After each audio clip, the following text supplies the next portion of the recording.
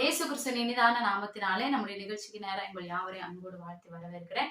இந்த நாட்களிலும் கூட நம்ம வேதாகமத்தை வாசிப்பது எப்படி என்கிறதான பேசிக்கான காரியத்தை குறித்து நம்ம பார்த்து கொண்டிருக்கிறோம். கடந்த வீடியோக்கள்ல சுவிசேஷ புஸ்தகங்களை குறித்து நம்ம தியானித்தோம். அதன் தொடர்ச்சியாக இந்த நாள்ல அப்போஸ்தல நடவடிக்கைகளை குறித்து நம்ம பார்க்க இருக்கிறோம். ஆக்சுவலா பார்க்கணுமா இருந்தா லூக்கா சுவிசேஷ புஸ்தகத்தை பார்த்த உடனேயே அடுத்ததாக இந்த அப்போஸ்தல நடவடிக்கைகள் புஸ்தகத்தை நம்ம பார்த்திருக்கணும். ஆனா சுவிசேஷங்கள் முடிந்த கழிந்து நான் இதுக்கு வரலாம் அப்படின்னு சொல்லிட்டு நான் வெயிட் பண்ணி யோவானை முடித்து விட்டு நான் இப்போது இந்த புஸ்தகத்துக்கு நேரம் கடந்து வருகிறேன். இந்த புதிய ஏற்பாட்டை குறித்து நம்ம பார்த்தோம் அப்படின்னா 4 சுவிசேஷ புஸ்தகங்கள் இருக்குது. அதே போல அப்போஸ்தலர் ஆகிய பவுல் எழுதினதான கடிதங்களும் இருக்குது. இதற்கு இடையில தான இந்த 2 காரியத்தையும் இணைக்கிறதான ஒரு பாலமாக காணப்படுகிறதா இந்த அப்போஸ்தல நடவடிக்கைகள். இந்த புஸ்தகத்தை லூக்கா தான் எழுதினாரு. அதனாலதான் நான் சொன்னேன் லூக்கா சுவிசேஷத்தை பார்த்த உடனே இதை பார்க்கணும். புஸ்தகத்தை 2 பார்ட்டா பிரித்து அதை 2ஆ அவர் எழுதுறாரு. ஃபர்ஸ்ட் அது சுவிசேஷ புஸ்தகமாகவும் 2வது பாகத்தை இந்த அப்போஸ்தல நடவடிக்கைகளாகவும் பிரித்து வைத்திருக்கிறாரு. ஆனா இதனுடைய தீமை பார்த்தீங்க அப்படின்னா 2 புஸ்தகமே ஒரே மனுஷனுக்கு எழுதப்பட்ட புஸ்தகம் தான். ஒரே மனுஷனால ஒரே நபருக்கு எழுதப்பட்ட புஸ்தகம் தான். அவர் இன்ட்ரோடக்ஷன் தரும்போதே லூக்கா எழுதின சுவிசேஷத்துல அவர் ஸ்டார்ட் பண்ணுவாரு, மகா கணம் பொருந்திய தெயோப்பிலுவே அப்படின்னு ஸ்டார்ட் பண்ணுவாரு. இந்த அப்போஸ்தல நடவடிக்கைகள் 1வது அதிகாரத்துல முதல் வசனத்தை நீங்க வாசிக்கும் பொழுது தியோப்பிலுவே அப்படின்னு சொல்லி அவர் ஸ்டார்ட் பண்ணுவாரு. அப்படியாக ஒரே மனுஷனுக்காக ஒரே மனுஷனால எழுதப்பட்ட புஸ்தகம் தான் இது. பழைய ஏற்பாட்டுல எப்படி சரித்திர புஸ்தகங்கள் இருக்கிறதோ அதே போல புதிய ஏற்பாட்டில் சரித்திர புஸ்தகமாக இந்த அப்போஸ்தல நடவடிக்கைகளை பார்க்கலாம். இந்த ஒரே ஒரு புஸ்தகம் தான் நம்முடைய புதிய ஏற்பாட்டின் சரித்திரத்தை நமக்கு எடுத்து சொல்லுகிறது. ஆதி சபை எப்படி உருவானது, அந்த சபை உருவாகும் போது என்னென்ன பிரச்சனைகள் ஏற்பட்டது, அந்த பிரச்சனைகளின் மத்தியிலையும் சபை எப்படியெல்லாம் வளர்ந்தது, அப்போஸ்தலர்கள் மூலியமா என்னென்ன அற்புதங்கள் நடந்தது, இந்த ஊழியங்கள் எங்கெல்லாம் சென்றது அப்படிங்கிறதான ஒரு சரித்திரத்தை நம்ம இந்த அப்போஸ்தல நடவடிக்கைகளை நம்மளால பார்க்க முடியும். அப்படியாக இது ஒரு சரித்திர புஸ்தகமாக சொல்லப்படுகிறது. அது மாத்திரமல்ல இந்த அப்போஸ்தல நடவடிக்கைகளை குறித்து நம்ம பார்க்கும்போது நமக்கு தெரிந்தது போல இது லூக்காவால எழுதப்பட்டது. லூக்காவை குறித்து நம்ம கடந்த வீடியோக்களை நம்ம அதிகமா பார்த்திருக்கிறோம். லூக்கா சுவிசேஷ புஸ்தகத்தை குறித்து நம்ம தியானிக்கும் போது லூக்காவை குறித்துதான ஒரு சில காரியங்களை நம்ம பார்த்திருக்கிறோம். பார்க்காதவங்க இருப்பீங்கன்னா டிஸ்கிரிப்ஷன்ல நான் அதோட லிங்க் தரேன், நீங்க போய் அதை சென்று பார்த்துக்கொள்ளுங்க. அப்படியாக லூக்காவினுடைய காரியத்தை குறித்து நம்ம பார்த்தோம்.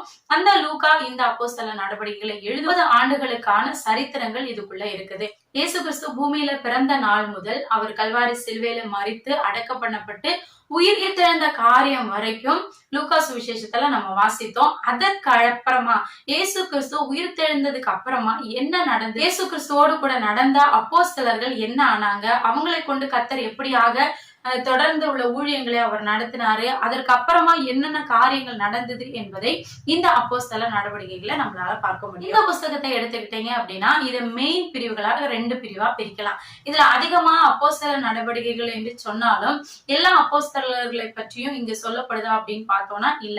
2 அப்போஸ்தலர்களை பற்றி மாத்திரம்தான் கொஞ்சம் டீட்டெயில்ஸா சொல்லப்படுகிறது. 1வது பாட்டாக அதிகாரம் 1 முதல் 12 வரைக்கும் நீங்க எடுத்துக்கிட்டீங்க அப்படின்னா இதுல பேதுருவை குறித்ததான பேதுரு மூலியமா கர்த்தர் செய்ததான ஒரு சில ஊழியங்களை நம்ம அங்க பார்க்க முடியும். அதை தொடர்ந்து 13வது அதிகாரம் தொடங்கி 28வது அதிகாரம் வரைக்கும் நீங்க பாத்தீங்க அப்படின்னா அப்போஸ்தலன் ஆகிய பவுலை கொண்டு கர்த்தர் செய்ததான ஊழியத்தை நம்ம இங்க பார்க்க முடியும். அப்படியாக இது மெயின் பிரிவுகளை 2ஆ நம்ம பிரிக்கலாம். ஏன் லூக்கா இந்த புஸ்தகத்தை எழுதுறாரு அப்படின்னு நீங்க பாத்தீங்கன்னா நம்ம லூக்கா சுவிசேஷத்தை குறித்து பார்க்கும் போதே நம்ம சில காரியங்களை நம்ம பார்த்தோம். தியோப்பிலு என்கிறதான ஒரு சில வேத பண்டிதர்கள் என்ன சொல்லுகிறாங்கன்னா இந்த தியோப்பிலு என்கிறதான மனுஷன் ஒரு வக்கீல், அதாவது ஒரு வழக்கறிஞர். இவர் பவுலுக்காக அநேக இடங்கள்ல வழக்காடி இருக்கிறாரு. சோ அவருக்கு பவுலை குறித்ததான காரியங்களும் கிறிஸ்தவம் எப்படி குறித்தும் கிறிஸ்துவோடு கூட இருந்தவர்களை குறித்தும் கிறிஸ்து பரமேறின பின்பு என்னென்ன நடந்தது அப்படிங்கிற காரியத்தை குறித்தும் அவருக்கு ஒரு டீட்டெயில்ஸ் தேவைப்படுகிறதுனால இந்த லூக்கா என்ன பண்றாருன்னா 1வது இயேசு கிறிஸ்துவோடு இருந்ததான காரியத்தை லூக்கா புஸ்தகத்துல எழுதி முடித்து விட்டு 2வதாக அதன் தொடர்ச்சியாக இயேசு உயிர்த்தெழுந்ததுக்கு அப்புறமா சீஷர்களை சந்தித்ததும் இந்த சீஷர்கள் மூலியமாய் கர்த்தர் செய்த காரியங்களையும் கிறிஸ்தவர்கள் எப்படியாய் பெருகினாங்க, சபை எப்படி உருவானது என்கிறதான காரியத்தை 2வது பார்ட்டாக ஒரு புஸ்தகத்துல எழுதுகிறார். இந்த தெயோப்பிலு அறிந்து கொள்ளும்படியாகவும் இதை அறிந்து கொண்டு பவுலுக்காக ஒரு வேலை வழக்காடலாம் என்றும் அவர் எழுதியிருக்கலாம் அப்படி என்றும் கருதப்படுகிறது. ஆனா பேசிக்கான ஒரு சிலர் என்ன சொல்றாங்க அப்படின்னா அந்த நாட்கள்ல யூதர்களும் ரோமர்கள் அது மாத்திரமல்ல கிரேக்கர்கள், அதாவது சிலை வழிபாடு நடத்துகிறவர்கள் செழித்தோங்கி வளர்ந்து கொண்டிருந்த நாட்கள்ல இயேசு கிறிஸ்து உயிர் தெழுந்ததுக்கு அப்புறமா சீஷர்களோடு கூட அவர் நடந்து அவர் செய்ததான காரியங்களை அவர்களுக்கு அறிவித்து உயிர் தெழுந்ததுக்கு அப்புறமா கிறிஸ்தவர்கள் எப்படியாக பெருகினாங்க, எப்படி கிறிஸ்துவை அநேகருக்கு அறிவித்தாங்க, இந்த அப்போஸ்தலர்கள் எப்படி உருவானாங்க, இந்த அப்போஸ்தலர்கள் மூலியமாய் கர்த்தர் என்னென்ன காரியத்தை செய்தார் என்கிறதான ஒரு காரியத்தை அவர் டீட்டெயில்ஸா லூக்கா எழுதின சுவிசேஷத்துல அவர் எழுதும் போது நான் கண்ணால கண்டும் நான் கேட்டவைகளையும் நான் எழுதுகிறேன் அப்படின்னு சொல்லுவாரு. லூக்கா புஸ்தகத்தை நீங்க பாத்தீங்க அப்படின்னா அதுல மோஸ்ட்லி அவர் கேட்டுதான் எழுதிருப்பாரு. ஆனா இந்த அப்போஸ்தல நடவடிக்கைகளை நீங்க பார்க்கும்போது ஒரு சில அதிகாரங்கள் கடந்து நீங்க பவுலுடைய ஊழியத்தை குறித்து நீங்க பார்க்கும்போது அங்கேயெல்லாம் இந்த லூக்கா எழுதும் போது நாங்கள் சென்றோம், நாங்கள் போனோம், எங்கள் மூலியமாய் கர்த்தர் இப்படி ஒரு காரியத்தை செய்தார், எங்கள் மூலியமாய் சபை உருவானது அப்படின்னு சொல்லி நாங்கள் என்று தன்னையும் பவுலோடு இணைத்து கொண்டு அவர் எழுதியிருக்கிறத நம்மளால இங்க பார்க்க முடியும். அப்படியாக அந்த லூக்காவும் பவுலோடு கூட இணைந்து அவர் ஊழியம் செய்து அவர் கண்ணால கண்ட காரியத்தை இந்த இடத்துல அவர் எழுதியிருக்கிறத நம்மளால பார்க்க முடியும். இந்த புஸ்தகத்தை நம்ம எடுத்துக்கிட்டோம் அப்படின்னா இந்த புஸ்தகத்துல மத்தேயுல பார்த்தது போலவே 28 அதிகாரங்கள் இருக்குது. மத்தேய நம்ம பார்க்கும்போது பார்த்தோம், அங்கேயும் 28 அதிகாரங்கள் இருந்தது. அதன் தொடர்ச்சியாக அப்போஸ்தலர் நடவடிக்கைகளையும் 28 அதிகாரங்கள் இருக்குது.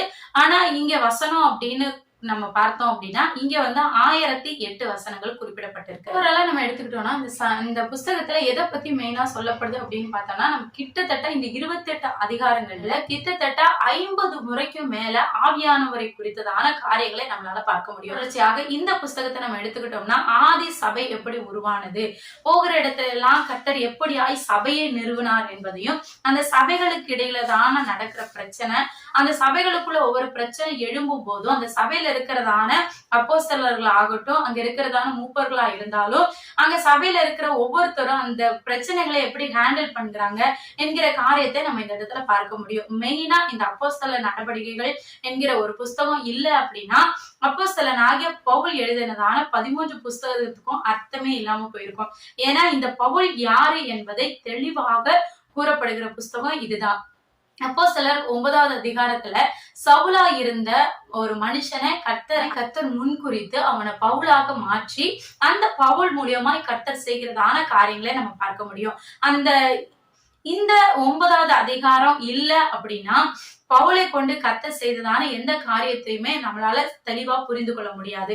அது மாத்திரமல்ல, நிருபங்களை பவுல் எழுதும் போது அந்த நிருபங்கள்ல அநேக காரியங்கள் எப்படி உருவானது, இந்த பவுல் யாரு கூட எல்லாம் போனாரு அப்படிங்கிற டீட்டெயில்ஸையும் இந்த அப்போஸ்தல நடவடிக்கைகள்ல நம்மளால பார்க்க முடியும். இந்த புஸ்தகத்தை எடுத்துக்கிட்டீங்க அப்படின்னா இதுல நான் முன்னமே சொன்னது போல 28 அதிகாரங்கள் இருக்கிறது, 1008 வசனங்களும் இருக்குது. புஸ்தகத்தை பத்தி நான் சொல்றதுக்கு முன்னாடி உங்களுக்கு லூக்காவை குறித்ததான ஒரு சின்ன ஒரு தகவலை கொடுக்குறேன்.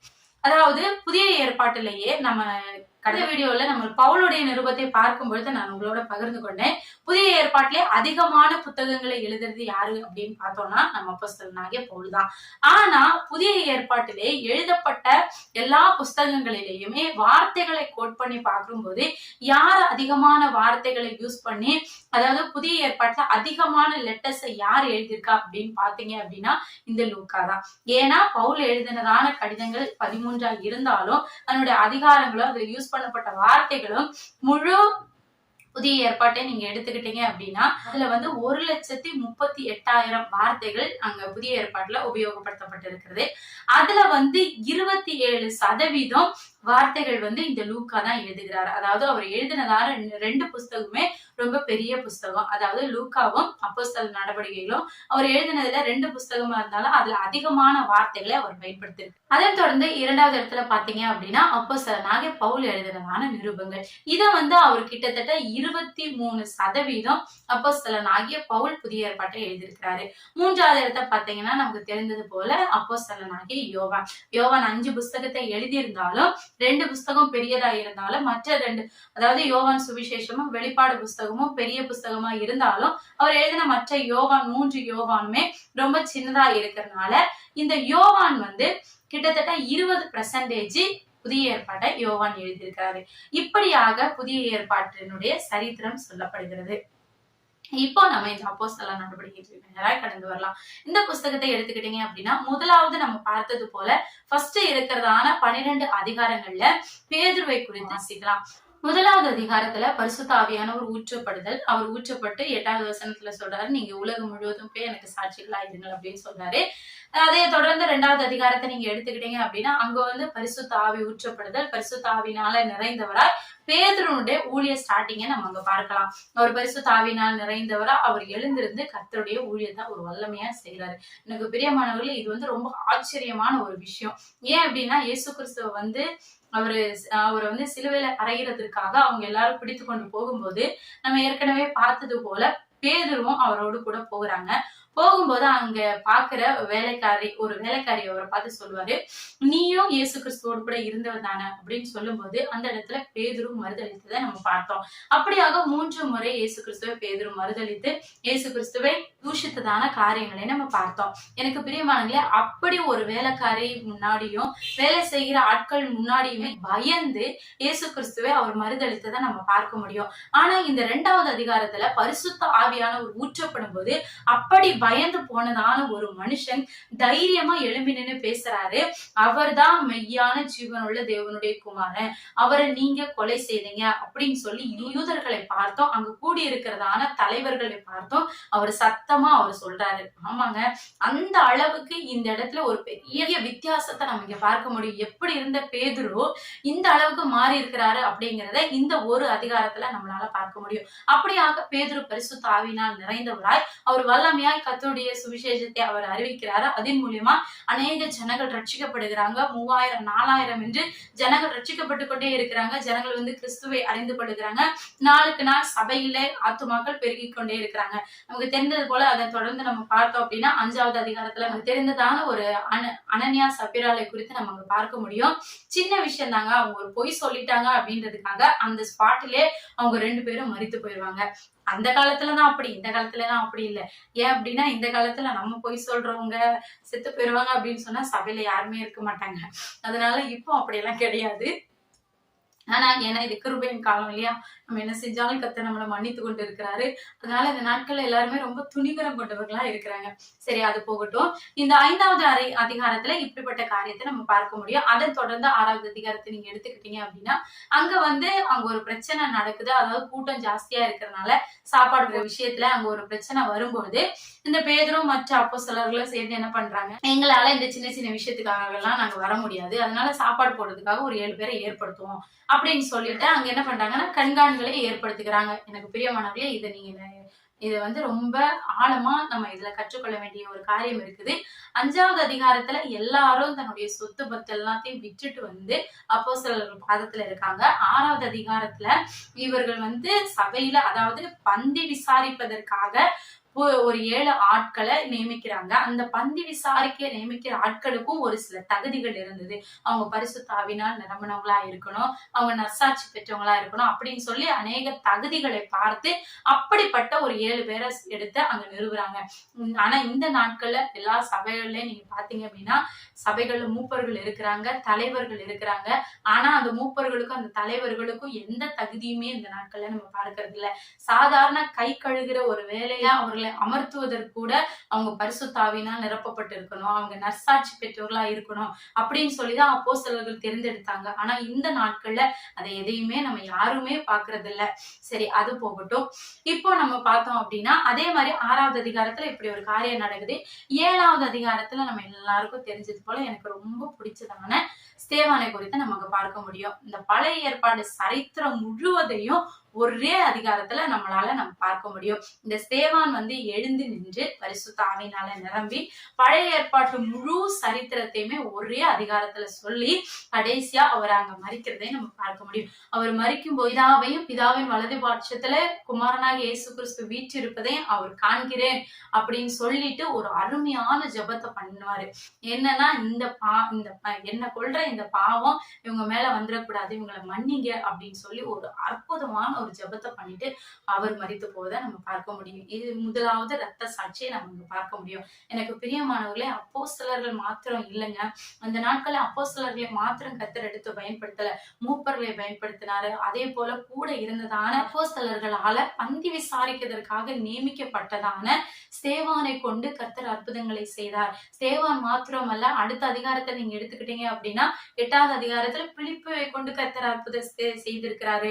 பிலிப்பை கொண்டு சுவிசேஷம் அறிவிக்கப்படுகிறது. சோ இப்போ நீங்க பாத்தீங்க அப்படின்னா அந்த நாட்கள் அப்போஸ்தலர்களை மாத்திரம் தான் நம்ம பார்த்து கொண்டு இருக்கிறோம். வேதத்துல நம்ம குறிப்பிடப்பட்ட இந்த 2 பேரை மாத்திரம் தான் நம்ம பார்க்க முடியும். அதே மாதிரி அப்போஸ்தலர்களும் என்னென்ன ஊழியங்கள் செய்தார்கள் அப்படிங்கிற டீட்டெயில்ஸ் நம்ம கொடுக்கப்படல. பேதுருவையும் பவுலையும் குறித்து மாத்திரம்தான் இந்த அப்போஸ்தல நடவடிக்கைகளை நம்மளால பார்க்க முடியும். அதே போல ஸ்தேவானையும் பிலிப்பையும் குறித்து மாத்திரம் தான் நம்ம பார்க்க முடியும். இதுல இருந்து நாம் அறிந்து கொள்ள வேண்டிய காரியம் என்ன அப்படின்னு பாத்தீங்கன்னா, அப்போஸ்தலர்களை மாத்திரமல்ல, ஊழியக்காரர்களை மாத்திரமல்ல, கர்த்தர் எல்லாரையுமே அவருடைய வேலைக்காக அவர் நினைச்சா அவரால் பயன்படுத்த முடியும். அதுக்கு நீங்க செய்ய வேண்டியது ஒன்னே ஒண்ணுதான். அவர் மேல விசுவாசம் உள்ளவர்களா இருக்கணும். பரிசுத்த ஆவியில நிறைந்தவர்களாய், அவர் மேல நம்பிக்கை உள்ள நீங்க கர்த்தருக்காக நிற்கணும் என்கிற தைரியம் உள்ளவர்களா இருப்பீங்க அப்படின்னா நிச்சயமாய் கர்த்தர் இந்த நாட்கள்ல நம்ம எடுத்து பயன்படுத்துவாரு. அதை தொடர்ந்து 9வது அதிகாரத்தை நம்ம பார்த்தோம்னா நமக்கு தெரிந்தது போல அங்க சவுலா இருந்ததான பவுலை கர்த்தர் தெரிந்து கொண்டு பவுலை ஊழியத்திற்கு அழைக்கிற காரியத்தை நம்ம பார்க்கலாம். அதன் தொடர்ந்து 10வது அதிகாரத்துல தொடர்ந்து பேதுருடைய ஊழியம் கண்டினியூ ஆகுது. பேதுரு கொர்நேலியு வீட்டுக்கு போகிற காரியத்தை நம்ம அங்க பார்க்க முடியும். 12வது அதிகாரத்துல ஏரோது சபையை துன்புறுத்துகிற காரியத்தையும், அதே போல அதை தொடர்ந்து ஏரோதனுடைய மரணத்தையும் நம்ம அங்க பார்க்க முடியும். தொடர்ந்து 13வது அதிகாரத்துல இருந்து 21வது அதிகாரம் வரைக்கும் நீங்க எடுத்துக்கிட்டீங்க அப்படின்னா அப்போஸ்தலனாகிய பவுலுடைய வல்லமையான ஊழியத்தை நம்ம பார்க்க முடியும். பவுலுடைய 3 மிஷனரி பிரயாணத்தையும் நம்ம அங்க பார்க்க முடியும். பவுல் எங்கெல்லாம் கடந்து செல்கிறாரு, கடந்து செல்கிற இடத்துல எல்லாம் என்னென்ன அற்புதங்களும் அதிசயங்களும் நடக்குது, அவர் மூலியமா தேவன் செய்கிறதான காரியத்தை நம்ம அங்க பார்க்க முடியும். அநேக இடத்துக்கு செல்கிறாரு, சுவிசேஷத்தை அறிவிக்கிறாரு. பவுலுடைய ஊழியம் வளர்கிறதையும் நம்ம பார்க்க முடியும். அதே நேரத்துல பவுல் மூலியமா எந்த அளவுக்கு வல்லமையா ஊழியங்கள் வளர்ந்து கொண்டு இருக்கிறதோ அந்த அளவுக்கு கிறிஸ்தவர்கள் நெருக்கப்படுகிறதையும் பவுல் நெருக்கப்படுகிறதையும் நம்ம பார்க்க முடியும். கிட்டத்தட்ட பவுலை குறித்து நம்ம பார்த்தோம் அப்படின்னா இந்த புஸ்தகத்துல மாத்திரமே அவர் 5 முறை சிறைச்சாலையில போடப்பட்டதை நம்ம பார்க்க முடியும். தொடர்ந்து 21 முதல் 23 அதிகாரங்களை நம்ம பார்த்தோம் அப்படின்னா பவுல் எருசலேமில் சிறை வைக்கப்பட்டதை நம்ம பார்க்க முடியும். தொடர்ந்து அதிகாரம் 24 இருந்து 26 வரைக்கும் நம்ம எடுத்துக்கிட்டோம் அப்படின்னா பவுல் செசரியாவில சிறை வைக்கப்பட்டதும் அதை தொடர்ந்து அங்க நடந்ததான விசாரணையும் குறித்து நம்ம அங்க பார்க்க முடியும். அதை தொடர்ந்து 27, 28 அதிகாரங்களை பார்த்தோம் அப்படின்னா பவுலுடைய ரோமபுரியை குறித்ததான அவருடைய பிரயாணத்தை நமக்கு பார்க்க முடியும். அதே போல அங்க போய்கிட்டு இருக்கும் போது வழியிலேயே மான்ஸ்டர் தீவுல இறங்கி எருசலேமுக்கு நேரா அவர் பிரயாணம் பண்ணுகிறத நம்ம அங்க பார்க்க முடியும். அப்படியாக பவுலுடைய பிரயாணத்தோட கூட அப்போஸ்தல நடவடிக்கைகள் முடிவடைகிறது. ஆனா இதுக்கு ஒரு எண்டே இல்லாம முடித்திருப்பாங்க. எனக்கு பிரியமானவர்களே, அதுக்கு காரணம் என்ன அப்படின்னு பார்த்தோம்னா இது ஒரு சரித்திர புஸ்தகம் இல்லையா? அந்த நாட்கள்ல மற்ற எல்லாத்துக்குமே ஒரு முடிவு இருந்தாலும் இந்த சரித்திர புஸ்தகத்துக்கு ஒரு முடிவு இல்லை. ஏன்னா அப்போஸ்தலர்கள் மூலியமா கர்த்தர் செய்கிறதான காரியத்தையும் மெயினா சபைகள் வளர்கிறதையும் சபைகள் மூலியமா கர்த்தர் செய்கிறதான காரியத்தையும் குறித்துதான் நம்ம இங்க அதிகமா பார்க்க முடியும். அன்னையோட சபை வளர்ந்து முடிஞ்சிட்டான்னு கேட்டா இல்ல. இந்த நாள் வரைக்கும் இந்த 2024 வரைக்கும் சபை வளர்ந்து கொண்டேதான் இருக்குது. நாளுக்கு நாள் ஜனங்கள் ரட்சிக்கப்பட்டு கொண்டு இருக்கிறாங்க, சபையில சேர்த்து கொள்ளப்பட்டு இருக்கிறாங்க. ஒவ்வொரு நாளும் கிறிஸ்துவுக்குள்ள ஜனங்கள் அதிகரித்து கொண்டே இருக்கிறாங்க. அதனாலதான் இதுக்கு ஒரு எண்டே இல்லாம முடிந்திருக்கும். இன்றைக்கு நம்ம எழுதணும் அப்படின்னு நினைச்சோம்னா இன்றைக்கும் ஆவியானவர் யாரை கொண்டுனாலும் இந்த புஸ்தகத்தை தொடங்கணும் அப்படின்னு நினைச்சிருந்தானா நிச்சயமா இன்றைக்கு இந்த நாள்ல எங்கெங்க அற்புதங்கள் நடக்குது, எங்கெங்க ஆத்துமாக்கள் ரட்சிக்கப்படுகிறாங்க, இத்தனை ஜனங்கள் இன்றைக்கு ரட்சிக்கப்பட்டாங்க, இத்தனை பேர் ஞானஸ்தானம் எடுத்தாங்க, இத்தனை பேருடைய பேரு ஜீவ புஸ்தகத்துல எழுதப்பட்டு இருக்கும், இத்தனை பேர் விடுதலை ஆக்கப்பட்டாங்க, இங்கெங்க அற்புதங்கள் நடந்தது அப்படின்னு சொல்லி அவர் கண்டினியூவா எழுதியிருப்பாங்க. எனக்கு பிரியமானவர்களே, இதுக்கு ஒரு எண்ட்லெஸ்ஸே இல்லாம இருக்கு அப்படின்னா அந்த நாட்கள்ல ஒரு கை கழுவுவதற்கு வந்ததான ஒரு ஸ்தேவானையும் பிலிப்புவையும் கொண்டு அநேக ஜனங்கள் ரட்சிக்கப்படுவாங்க, அநேகர் மத்தியிலே ஒரு வல்லமையான ஊழியங்கள் எழும்பும் அப்படின்னா எனக்கு பிரியமானவர்களே, இன்றைக்கு உங்களை என்னை கொண்டு கர்த்தர் தேசத்தை கலக்க அவர் காத்து கொண்டு இருக்கிறாரு. அதனால அவருடைய அழைப்பை புரிந்து கொண்டவர்களால் நாமும் அப்போஸ்தலர்களை போல மூப்பர்களை போல அங்க இருந்ததான தலைவர்களை போல நம்ம நல்ல விசுவாசியா இருந்தா கூட நம்மளால முடிந்த ஊழியத்தை நிச்சயமா நம்ம செய்து கொண்டே இருக்க வேணும். இதுக்கு முடிவே இல்லை. கர்த்தருடைய வருகை பரியந்தமும் இந்த அப்போஸ்தல நடவடிக்கைகளுக்குள்ள காரியங்கள் தொடர்ந்து கொண்டேதான் இருக்கும். நாளுக்கு நாள் ஜனங்கள் ரட்சிக்கப்படுவாங்க. நாளுக்கு நாள் சுவிசேஷம் அறிவிக்கப்படும். ஏன்னா அவர் சொல்லுவாரு, பூமியின் கடைசி பரியந்தமும் போய் எனக்கு சாட்சிகளா இருங்கள்னு 1:8 அவர் நம்ம வாசிக்கிறோம். அதனால எனக்கு பிரியமானவர்களே, இதை கேட்டுக்கொண்டு இருக்கிற நீங்க இந்த நாட்கள்ல நீங்களும் பார்க்கிற ஒரு நாளைக்கு ஒரு மனுஷருக்காவது நீங்க சுவிசேஷத்தை அறிவிங்க. இயேசு கிறிஸ்துவை குறித்து நீங்க அறிவிங்க. கேட்கிறதும் கேட்காததும் அவங்களுடைய விருப்பம். ஆனா நம்ம மீது விழுந்த நம்ம எல்லார் மீது விழுந்ததான கடமையா இருக்கிறதை புரிந்து கொண்டவரா இந்த நாட்களை நாம் சுவிசேஷம் அறிவிக்க வேண்டிய காரியத்தை நாம் அறிவிப்போம். ஏன்னா விதைக்கிறவனாலும் அல்ல, அறுக்கிறவனாலும் அல்ல, விளை செய்கிற தேவனாலும் எல்லாம் ஆகும். அதனால விசுவாசத்தோடு இந்த நாட்களை நீங்க விதைங்க. அதை விளைய செய்கிறது கர்த்தர். அதனால நீங்க சோர்ந்து போகாதீங்க. ஒவ்வொரு நாளும் சுவிசேஷத்தை அறிவிங்க. இந்த புத்தகத்தை குறித்து நம்ம பார்க்கும்போது இதுல அநேக டீட்டெயில்ஸ் நம்ம பார்க்க முடியும். கிட்டத்தட்ட 32 நாடுகள், 54 நகரங்களை குறித்து சொல்லப்படுகிறது. அது மாத்திரம் இல்ல, அநேக ராஜாக்களை குறித்தும் அவர்களுக்கு கொடுத்திருக்கிறதான பொறுப்பு, அவர்களுடைய பதவிகள், அதே போல அநேக சரித்திரத்திற்கு ரொம்ப தேவையான அநேக காரியங்களை நம்ம பார்க்க முடியும். இப்பவும் தொல்பொருள் ஆராய்ச்சியாளர்கள் இப்பொழுதும் இந்த லூக்கா எழுதினதான அப்போஸ்தல நடவடிக்கைகள்ல இருந்து அநேக காரியங்களை அவங்க கண்டுபிடிச்சிருக்கிறாங்க. அது எல்லாமே உறுதி செய்து கொண்டும் இருக்கிறாங்க. அதனால எனக்கு பிரியமானவர்களே, நீங்கள் வேதத்தை வாசிக்கிறதுக்கு முன்னாடி இப்படிப்பட்ட வீடியோக்களை நீங்க பார்த்து விட்டு நீங்க வேதத்தை வாசிப்பீங்க அப்படின்னா நிச்சயமா இது உங்களுக்கு பிரயோஜனம் உள்ளதா இருக்கும் அப்படின்னு நான் விசுவாசிக்கிறேன். நம்முடைய சேனலை பாருங்க, சப்போர்ட் பண்ணுங்க, நம்முடைய சேனலுக்காக ஜெபித்துக் கொள்ளுங்க. கர்த்தர் உங்களை யாவரையும் ஆசீர்வதிப்பார். மீண்டும் இன்னொரு நிகழ்ச்சியில நான் உங்களை சந்திக்கிறேன். கர்த்தர் உங்களை ஆசீர்வதிப்பார். ஆமென். May God bless you.